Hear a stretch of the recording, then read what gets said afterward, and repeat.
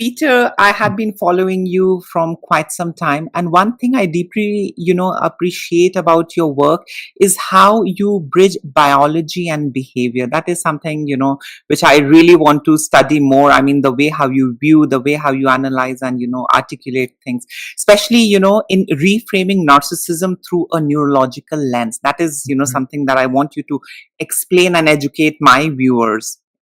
And it's such a shift from all that outdated moral or character driven narratives that we had been seeing all this while. Your work often highlights the neurobiological foundation of narcissism and even genetics. Could Mhm. you elaborate how all of this shifts or will shift our understanding of trauma survivor in therapy? Yes, great questions.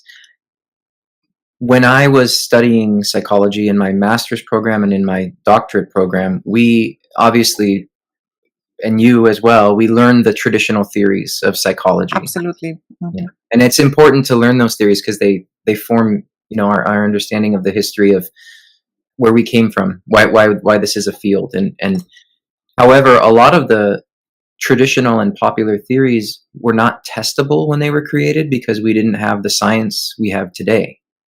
And so now we have ways of testing, okay, this is a theory about narcissism. It's related to development. It's related to child neglect. It's related to overvaluing people when they're young. Can we test it? Well, now we can.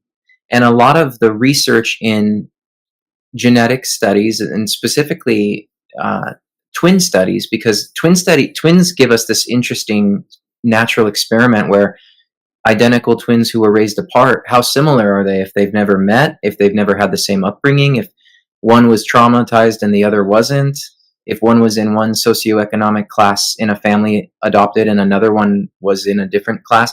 Now we have this very natural experiment we can make to see how similar they are just by being identical. And so Mhm.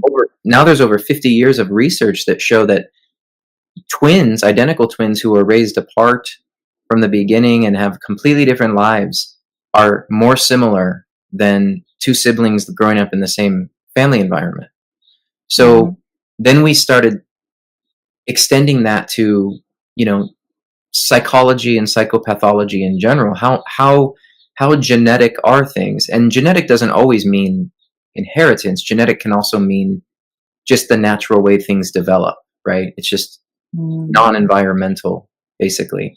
Um, and so we've done enough research now for over 50 years, even though it's not necessarily very well known or popular, that all psychopathology has a genetic link, has a heritable link, has a biological link. And so some people are more susceptible to becoming narcissistic than others. Um, Wow. and that's just a fact. It's not whether it's good or bad or right or wrong. It's not a moral judgment. It's nobody's fault. It's just really what the research is telling us is there's a high influence of this development related more to genetics and biology than just environmental experience.